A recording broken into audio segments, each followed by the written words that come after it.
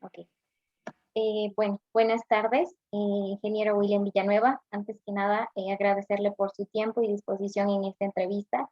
Me presento, mi nombre es Jocelyn Morocho, soy estudiante de quinto semestre de la carrera de turismo de la Universidad Central del Ecuador.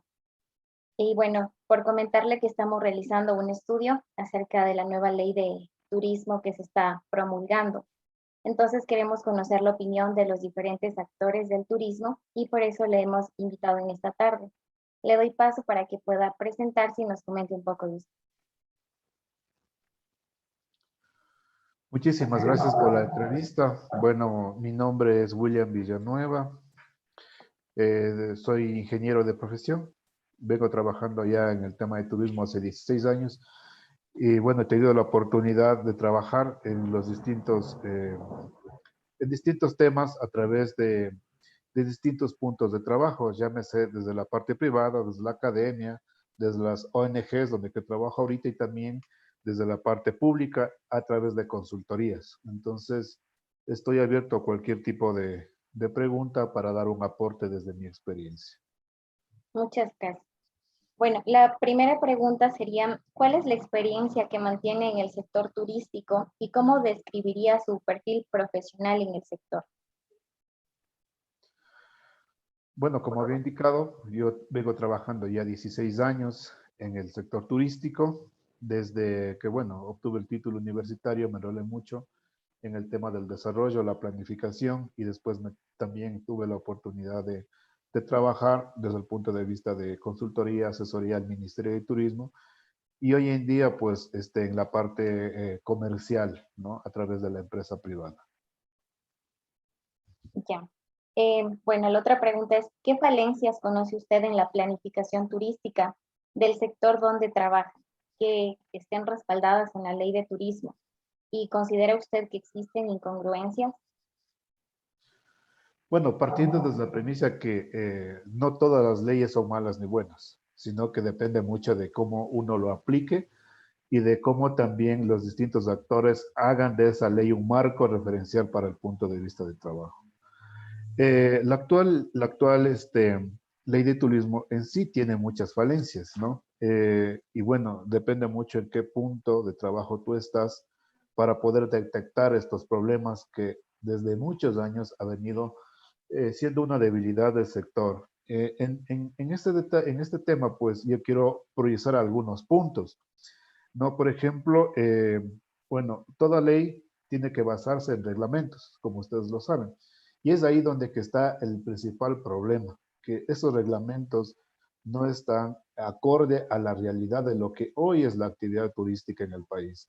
Por ejemplo, hablamos de la ley o el reglamento de actividades turísticas, el reglamento en este caso de alojamiento y bebidas, el reglamento de guías de turismo, el reglamento de agencias de viaje, intermediación, etcétera.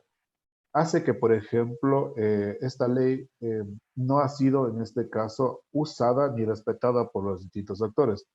Por ejemplo, en el tema de las agencias de viajes, nosotros tenemos un reglamento claro para lo que es agenciamiento, pero no todos los actores lo respetan.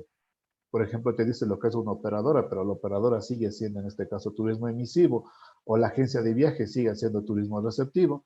Y es que, por ejemplo, no existe en este caso una aplicación de la ley en sí por parte del ministerio. El control es muy poco. Te pongo otro ejemplo, el transporte turístico que se ha convertido en un monopolio, ¿sí? Que ha hecho que únicamente ciertas empresas presten el servicio y esto hace que encarezca mucho el tema de, a veces, de los productos turísticos que como Ecuador vendemos. Entonces, hace falta toda una normativa que regularice y ojalá que esta nueva ley de turismo que se pretende implementar en el país, tome en cuenta todos estos detalles, ¿no? Porque necesitamos una verdadera regularización y aplicación de la ley para todos en justas condiciones. Nosotros no podemos competir con otros países o con otros destinos si dentro del país mismo no tenemos una normativa clara y la sabemos aplicar. Ha pasado muchos temas. Hoy en día, por ejemplo, te comento que guías de turismo hacen de agencias de viajes. Hoy con el tema de la pandemia vemos que los guías de turismo están ofreciendo sus propios paquetes turísticos directamente a los pasajeros. que las agencias de viaje hagan el tema de receptivo, que bueno, así hay muchos problemas. Y creo que, por ejemplo, hace mucha falta un reglamento claro para lo que es alojamiento, porque aquí la categorización que existe ahora en el país no es real. Y eso hace que al Ecuador nos quite competitividad. Un hotel de 4 estrellas, lo que está ahora registrado dentro del ministerio como 3, 4 estrellas, en otros países no llega ni siquiera a 1 estrella. Entonces hay que trabajar mucho esos detalles de la regularización de todas las actividades turísticas en el país. Y esperemos que esta ley, en este caso, contribuya a este tema. Otro tema fundamental, el rol que debe cumplir el Ministerio de Turismo en la parte de promoción. Mira, nosotros tenemos la ley es clara. Tenemos nosotros un tema de promoción, un fondo de promoción. Tenemos otros, incluso impuestos como el Ecodelta, que debe ser utilizado para promoción turística internacional y que en la actualidad el Estado los destina para otros temas. Es muy difícil, por ejemplo, que un país se llegue a promocionar o a vender en el exterior si no tenemos este tipo de cosas de respaldo. Y eso está dentro de la ley. Esperemos que la nueva ley haga que eso se cumpla, porque necesitamos mucho vendernos hacia afuera, especialmente desde el tema de la pospandemia. Listo. ¿Cree usted que la conservación de los recursos naturales y culturales están debidamente amparadas en la ley de turismo? Bueno, al hablar de recursos, tú sabes que la materia prima de todo el turismo son prácticamente estos recursos naturales y culturales que tenemos en el país. Se habla mucho en la ley, por ejemplo, en la actual ley, en el tema únicamente de los recursos naturales, porque se habla mucho incluso de este tema del trabajo concatenado que debe haber con el Ministerio del Ambiente y existe regularización incluso para hacer actividades dentro de áreas protegidas, pero no se habla exactamente del patrimonio cultural. Entonces, ese detalle es lo que se debería dar fuerza en la nueva ley de turismo. Tenemos ahora un ministerio, ¿no es cierto?, el Ministerio de Cultura y Patrimonio, que yo veo que nada hace en el tema este de la conservación del patrimonio. Yo creo que debería ser de la misma forma de cómo trabaja el Ministerio del Ambiente con el Ministerio de Turismo, el Ministerio de Patrimonio y Cultura debería también trabajar de la misma forma con el Ministerio de Turismo, ya que los dos van de la mano. Si decimos a qué se le ha dado en este caso mayor prioridad, lógicamente al patrimonio natural, ¿no? Por todo lo que la ley habla acerca, por ejemplo, del trabajo del ministerio y todas las regulaciones que existen incluso para hacer actividades turísticas dentro de las áreas protegidas. Listo. ¿Considera que los beneficios de la participación comunitaria indígena, campesina, montuvia o afroecuatoriana en la reforma de la nueva ley de turismo? Yo creo que algo que le está debiendo el ministerio y la ley es justamente el trabajar más por el turismo comunitario en el Ecuador, ¿no? Si bien el turismo comunitario fue reconocido en el año 2002 por la ley, pero casi no se ha hecho un trabajo para fortalecer estas iniciativas que han sido prácticamente desarrolladas alrededor del país y que han demostrado que pueden ser una oferta buena si se la trabaja bien desde el punto de vista de todos los actores. Tenemos ahora un reglamento de actividades turísticas que van destinadas al sector comunitario, pero desde mi punto de vista y desde la aplicación que hemos venido haciendo desde la ONG, es poco aplicable porque no se ajusta a la realidad del territorio y de las comunidades. Creo que se debe trabajar mucho ese aspecto, trabajar mucho con los actores locales, con los actores comunitarios y ver la realidad. Porque, por ejemplo, el reglamento de actividades turísticas no se puede aplicar desde mi punto de vista de la misma forma a un actor comunitario como un actor privado, ¿no? Y hace falta mucho el tema de fortalecimiento organizativo desde las bases en las comunidades, a través del acompañamiento que el ministerio debería dar a las comunidades en el tema de promoción, de capacitación. En el país, por ejemplo, el 30% de las iniciativas comunitarias apenas son legalizadas. Estamos hablando de que el 70% trabajan en la ilegalidad. ¿Qué hace el ministerio para eso? Poco o nada. Entonces, las iniciativas comunitarias han salido así por las comunidades. Entonces, sí, a veces tener una noción técnica. Entonces, no se puede aplicar un reglamento turístico a las comunidades en ese sentido. Se debe trabajar mucho en el tema del territorio. trabajar por establecer un modelo de gestión que vaya en la realidad de las comunidades. El reglamento te dice, por ejemplo, te habla de la calidad comunitaria, te habla, por ejemplo, de las características o que deben cumplir las comunidades para ser legalizadas, pero tú vas a las comunidades y a veces ni siquiera tienen servicios básicos y una buena accesibilidad. Y eso es parte del apoyo que deben tener las comunidades. Falta trabajar muchísimo en ese sentido. Promoción, capacitación, desarrollo, o sea, obra pública para que las comunidades puedan ofertar de mejor manera el tema de su oferta, ¿no? Que es lo que todo mundo queremos, creo, en ese sentido. Listo.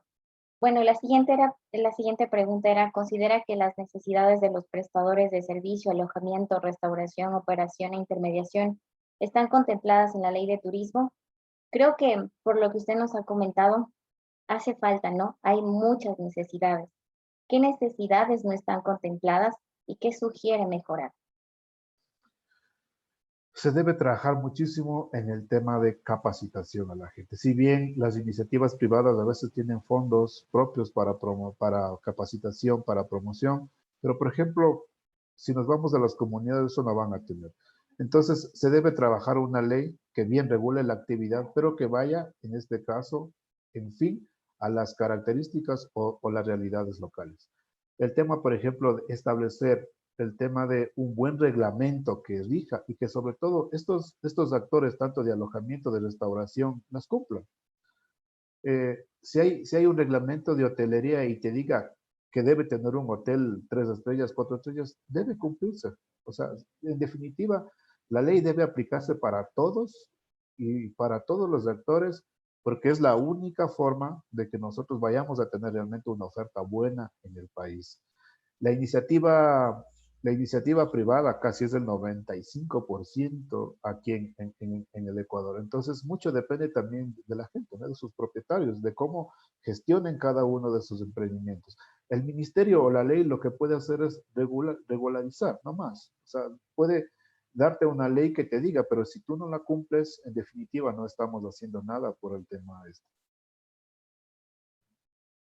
Listo. Y bueno, la última pregunta es, ¿qué considera que se debe incluir en la nueva ley de turismo tomando en cuenta las enseñanzas que nos deja la pandemia del COVID-19? Muy buena pregunta. Yo creo que el tema de la pandemia nos ha dejado eh, muchos temas de análisis como país, ¿no? Especialmente es cómo nos estamos vendiendo afuera o qué tipo de productos estamos nosotros generando en el país. Entonces, yo creo que el COVID invita más que todo a un trabajo con mayor esfuerzo de todos los actores, públicos, privados. Hoy más que nunca, yo creo que deberían unirse estos dos actores, especialmente que han estado divorciados durante toda su vida. Siempre se ha trabajado de forma separada, el sector privado por un lado, el ministerio por otro, pero yo creo que hoy debemos hacer ese trabajo mancomunado y realmente sacar una verdadera estrategia de desarrollo turístico en el país a través de una planificación que tiene que venir desde los territorios. Mira, si por ejemplo tú te das cuenta, tú coges un catastro turístico, ves que casi el 80% de las empresas privadas están concentradas en 2 o 3 ciudades del país. Entonces nosotros no podemos hablar de desarrollo ni en este caso de establecer productos o destinos turísticos si seguimos trabajando de esta manera. Esta nueva ley debe incentivar a que se vaya que ya no sea tan concentrado este tema, que se vaya mucho más hacia la parte rural. Hoy en día creo que el COVID nos ha dado eh, muchos tips de a dónde nosotros podemos ir. Y uno de esos es el tema rural. Entonces hay que trabajar mucho en ese tema. Hay que definir estrategias como país, porque la competencia sí lo está haciendo. Y hoy más que nunca el tema post-COVID, yo veo que, por ejemplo, países como Perú, como Colombia, han empezado ya a trabajar la nueva estrategia turística de sus países. Y nosotros vemos que no hemos hecho nada, que seguimos trabajando y que cada, por ejemplo, empresa ha empezado a trabajar a su forma y no nos vemos ese trabajo que debe ser como país, como marca país. Se debe trabajar todos esos detalles, que exista un verdadero trabajo articulado entre los actores, que se establezca unas actividades turísticas en relación a un mercado definido, porque no podemos seguir vendiendo cosas que el mercado no pide. Y sobre todo, que se planifique mucho el tema del turismo desde los territorios. Eso nos ha costado muchísimo. Hoy tenemos muchas empresas quebradas en el país, mucho operador, mucho hotel está cerrado. ¿Y qué estamos pidiendo ahorita nosotros, por ejemplo? Es una contribución para tratar de sacar esto adelante, porque en realidad, o sea, el sector público no puede hacer nada sin el sector privado y el sector privado necesita del sector público para poder trabajar. No estamos haciendo nada. Entonces, es hora de unirse y de trabajar bajo ese paraguas de Ecuador, como debía ser siempre toda la vida.